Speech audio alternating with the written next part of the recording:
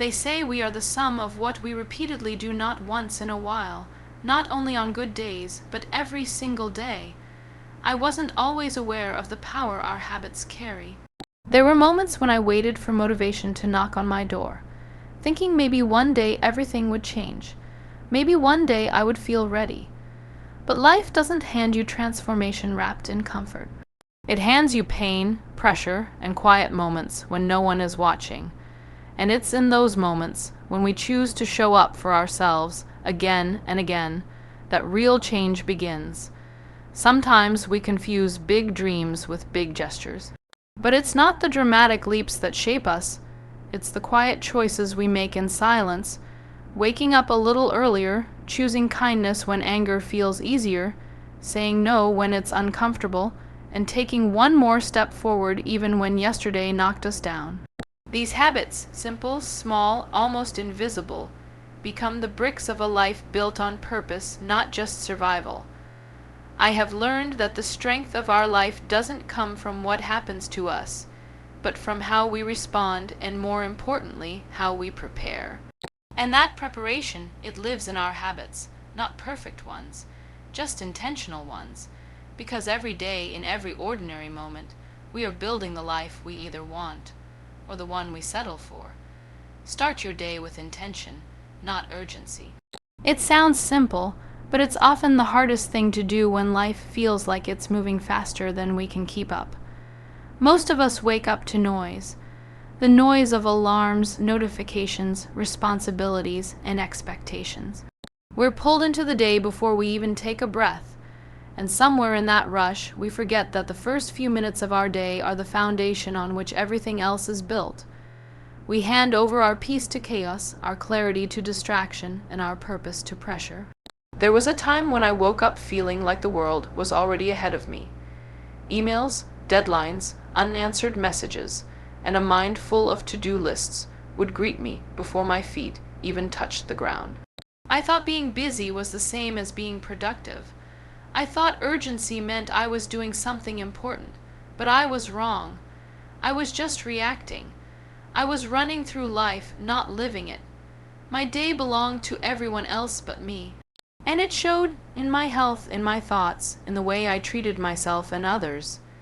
It wasn't sustainable, and it wasn't joyful. Then I learned the value of starting my day with a pause, with intention. That doesn't mean I started waking up at 5 a.m. and meditating on a mountaintop. It means I gave myself permission to be present before the world demanded a version of me. I began by simply sitting still for a few minutes after waking up. I listened to my breath. I reminded myself of one thing I was grateful for. I set a small intention for the day, something meaningful but manageable. Maybe it was to speak kindly to myself. Maybe it was to complete one task I had been avoiding. Sometimes it was just to drink water before coffee, but the power wasn't in how big the intention was. It was in the fact that I chose it, consciously. When we start our day with intention, we stop being passengers in our own lives. We become the driver, the decision maker. We don't let urgency dictate what deserves our energy. We choose. We prioritize what matters most, even if that's just 5 minutes of silence. This isn't about being perfect. It's about being aware. It's about recognizing that how we start determines how we carry ourselves through the rest of the day. It's easy to underestimate the small things. The world tells us that success is about hustle, about doing more in less time, about being available, responsive, and constantly active. But what if real success comes from doing less with more intention? What if the most powerful part of your day is the one where you're doing absolutely nothing except checking in with yourself? Some people start their day with music that inspires them. Some write a sentence in a journal. Some stretch, pray, breathe, or just sit in silence with a warm cup of tea. It doesn't have to look impressive. It just has to be yours. That sacred space at the beginning of your day is where self-respect is born. It's where self-discipline begins. It's where we remind ourselves that we're not just machines meant to produce. We're human beings meant to feel, grow, and connect. I've met people who carry the weight of the world before 9 a.m. Their minds are already burdened with yesterday's regrets and tomorrow's worries. But when they make even the smallest shift, when they stop and set one clear, calm intention for the day, their entire energy changes. They start moving from a place of clarity instead of confusion. They make decisions based on alignment, not pressure, and that makes all the difference. Living with intention doesn't mean your days won't be chaotic. It means you'll face the chaos from a place of calm. It means your choices will come from awareness, not autopilot. And the beauty is that you don't need to change everything overnight. You just need to begin. With one mindful breath, one intentional thought, one moment in the morning that belongs only to you. Replace excuses with small, consistent actions. We all have dreams, goals, and a picture in our mind of the life we want to live. But too often, that picture stays in our imagination, never becoming reality. And not because we aren't capable, but because we allow excuses to speak louder than effort. We wait for the perfect time, the perfect energy, the perfect mood. We tell ourselves, I'll start tomorrow, or I'm too tired, or I'm not ready yet. But the truth is, if we wait for the perfect moment, we'll be waiting forever. Excuses are clever. They wear many disguises: logic, comfort, self, care, even fear masked as reason. We convince ourselves that conditions need to be ideal before we begin. But growth doesn't wait for comfort. It happens in the discomfort, in the effort we make when it's inconvenient, when it's not glamorous, when no one is watching. It's in the days we feel uninspired and show up anyway. It's in the tiny choices we make that slowly rewire our thinking from avoidance to action. There was a phase in my life when I had a long list of things I said I wanted to do. Read more books, eat healthier, build better relationships, take care of my mental health, learn new skills. But days passed, then weeks, then months, and not much changed. I would always find a reason why today wasn't the day to start. I told myself I was too busy, too tired, too emotionally drained. But deep down, I knew it wasn't the lack of time. It was the lack of commitment to the small steps. I was waiting for motivation, not realizing that motivation comes after action, not before it. So I began with what I had. I stopped waiting for big chunks of time and started using the small pockets of my day. 10 minutes of reading instead of scrolling. A glass of water first thing in the morning. A few minutes of quiet reflection before bed. Checking in with a friend instead of isolating myself. I wasn't trying to overhaul my life overnight. I was just trying to be a little more intentional each day. And it was those small actions, repeated consistently, that began to shift my perspective, my energy, and my results. Consistency doesn't mean doing everything perfectly. It means doing something purposefully. It means deciding that excuses will no longer control your story. We all have reasons not to begin. Some of us are battling inner storms. Some are healing from wounds no one can see. And yes, grace is important. Rest is important, but so is movement, even if it's slow. So is progress, even if it's invisible to others. So is commitment, even when the results aren't immediate. Every time we replace an excuse with a small action, we take back our power. We prove to ourselves that we are not victims of our circumstances. We are active participants in our growth. It doesn't matter how small the action is. What matters is that it happens, and then it happens again.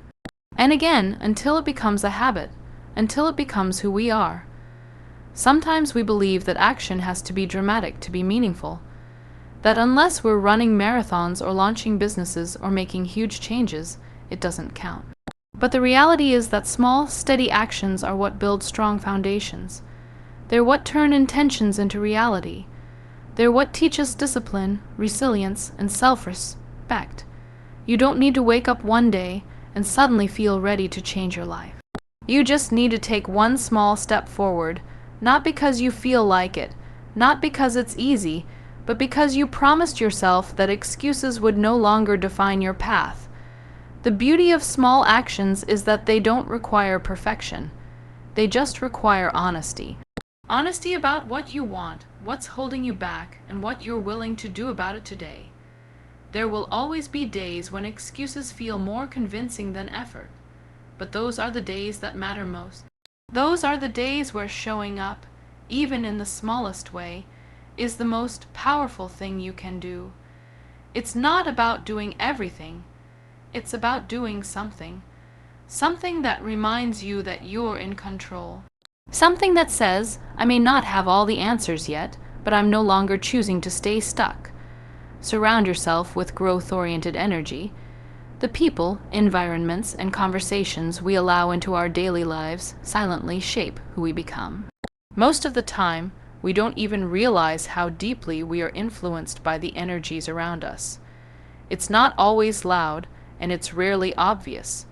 Sometimes it's the friend who constantly complains, slowly making you believe that life is nothing but hardship. Sometimes it's the workplace culture that celebrates burnout as a badge of honor, subtly making you feel guilty for wanting peace. And sometimes it's even your own inner circle, the ones closest to you, unknowingly planting seeds of doubt instead of encouragement. There was a period when I thought loyalty meant staying connected to people who no longer aligned with the person I was becoming.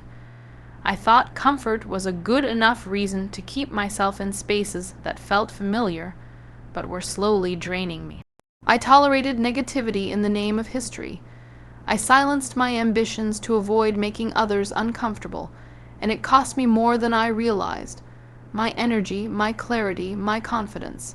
I was growing internally, but externally, I was surrounded by energies that kept pulling me back. Growth requires space, not just physical space, but emotional and mental space. It needs room to breathe, to expand, to explore. When you're constantly around voices that doubt, minimize, or distract you from your purpose, growth becomes a fight instead of a flow. That's why surrounding yourself with growth-oriented energy isn't just helpful. It's essential. It's the difference between surviving and thriving, between staying stuck and breaking through. Growth-oriented energy doesn't always come wrapped in applause or validation. Sometimes it's quiet. Sometimes it looks like people who challenge you with kindness, who hold you accountable with love, who ask the hard questions not to judge you but to push you closer to your potential. These people don't always say what you want to hear, but they say what you need to hear. And they say it because they believe in your capacity to become more, not stay small. It's also in the spaces you choose to spend time in. A book that opens your mind. A podcast that lights a fire in your heart. A room where people talk about ideas, solutions, and purpose. Not gossip, fear, and drama. It's in the mentors you follow, the content you consume, and the boundaries you set. Not everything or everyone deserves access to your mind, especially when you're trying to build a better version of yourself. Being surrounded by growth doesn't mean you only connect with people who think like you. It means you connect with people who live in alignment with values that inspire you. People who live with integrity, even when it's hard. People who are humble enough to admit when they're wrong and brave enough to keep trying. People who celebrate your wins without feeling threatened, and who sit with you during your losses without making it about themselves. Creating a growth-oriented circle doesn't happen overnight. Sometimes it means walking away from familiar faces and walking toward unfamiliar opportunity. Sometimes it means being lonely for a little while so you can stop being drained forever. And sometimes it means becoming that energy yourself, so grounded in your purpose, so committed to your evolution, that others feel safe to grow just by being around you. We all carry a certain vibration, and that vibration either elevates others or depletes them. So the question is, what are you surrounding yourself with every day? Do your conversations lift you or limit you? Do your habits reflect who you want to be or who you used to be? Does your environment give you space to dream or pressure to conform? These questions aren't meant to blame, they're meant to awaken, because once you become aware, you can begin to choose. And choosing growth doesn't mean you think you're better than anyone. It means you care enough about your future not to stay stuck in your past. It means you understand that you become like the people you spend time with. Their thoughts influence your thoughts, their standards affect your standards, their energy becomes your environment. So be deliberate, be protective, be honest with yourself about what and who you are allowing to shape your story. Practice gratitude to shift your mindset daily. Gratitude isn't just about saying thank you when life is good or celebrating the big wins that are easy to recognize. True gratitude is about choosing to find meaning even in the ordinary, even in the discomfort, even when things don't go the way we plan. It's a daily decision to focus on what we have instead of what we lack, on what's working instead of what's missing, and on the light even when the darkness feels louder. There was a time in my life when I didn't feel grateful at all. I was surrounded by uncertainty, physical limitations, emotional pain, and the kind of silence that makes you question everything. People would often tell me to stay positive, to count my blessings, and to focus on the bright side. But in those moments, those words felt empty, like they were just trying to cover up the truth of what I was feeling. I didn't need a motivational quote. I needed something real.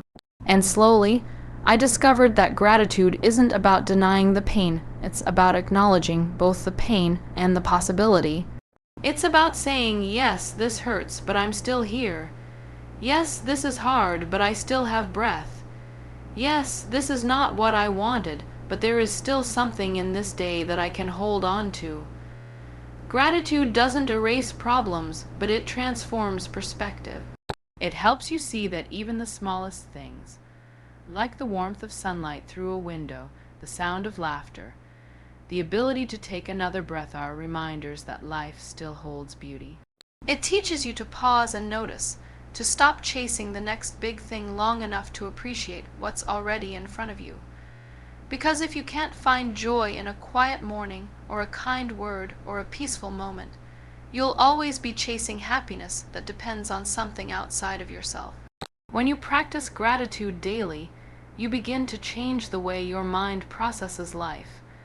Instead of waking up and thinking about everything that's wrong, you start to notice what's right. Instead of going to bed with stress dominating your thoughts, you reflect on what went well, even if it was just one small thing. This shift isn't about ignoring reality. It's about balancing it. It's about making sure your challenges don't blind you to your blessings. I started with just 3 things each day. I would write them down or say them out loud. Some days they were simple: clean water, a deep breath, a good conversation. Other days, they were hard to find, and I had to dig deeper, like being thankful for the strength to get through a tough moment, or the lesson I learned from something that didn't go my way. But even on the hardest days, there was always something. And that something became my anchor.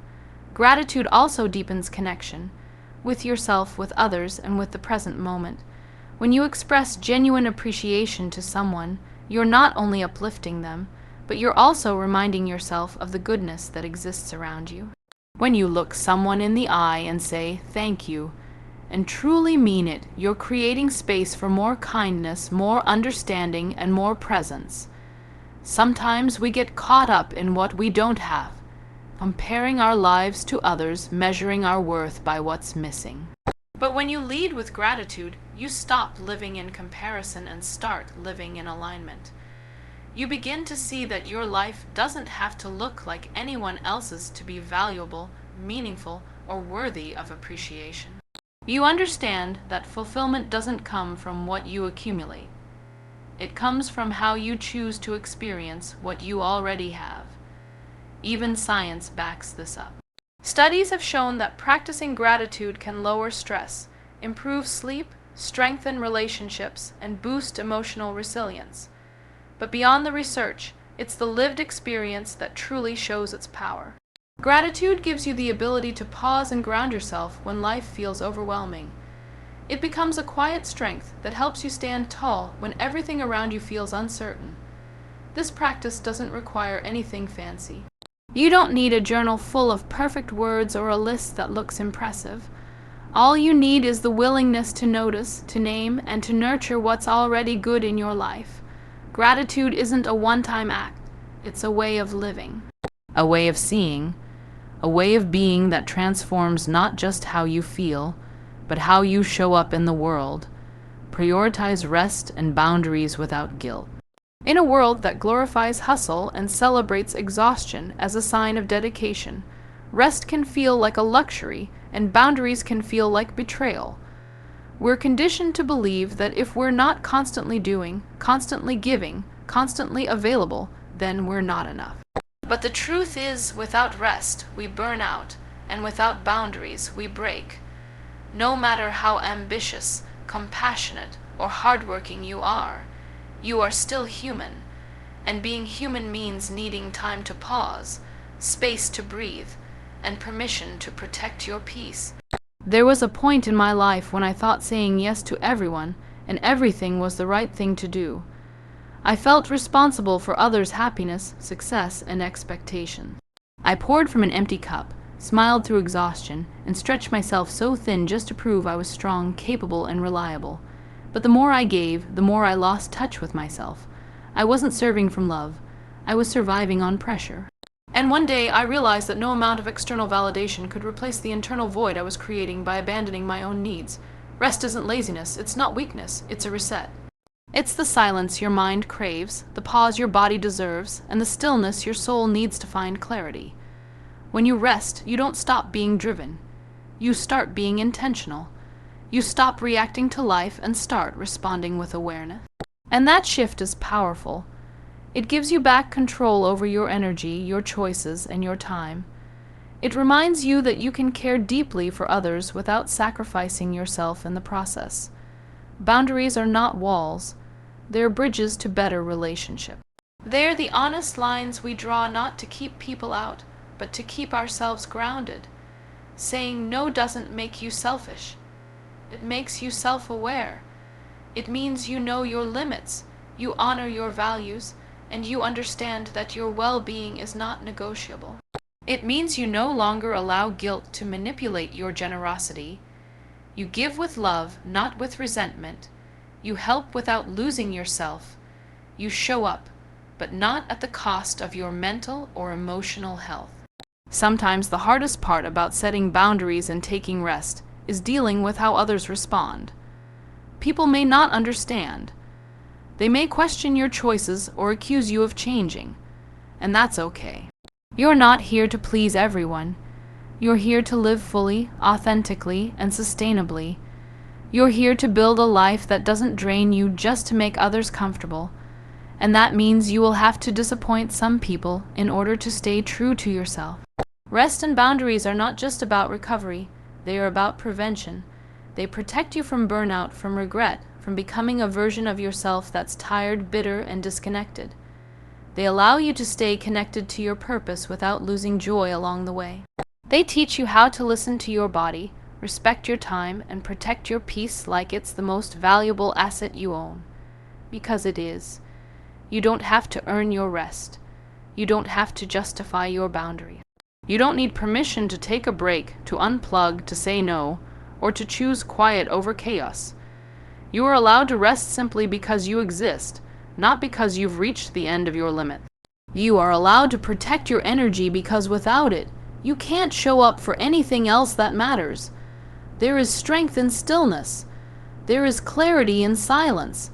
And there is wisdom in knowing when to step back so you can return stronger, calmer, and more present. When you give yourself permission to rest and set healthy boundaries, you're not stepping away from life. You're stepping into it with more intention, more focus, and more alignment. You begin to notice what truly deserves your energy and what drains it. You start to choose quality over quantity, depth over noise, meaning over motion. You no longer wear exhaustion as a badge of honor, but choose balance as a sign of self-respect. You understand that you can be kind and firm, generous and protected, hardworking and well, rested at the same time. Reflect nightly to realign with your purpose. The day ends, the noise settles, the lights dim, and there is a moment, sometimes just a brief one, where we are alone with ourselves. No audience, no deadlines, no distraction. Just us and the quiet.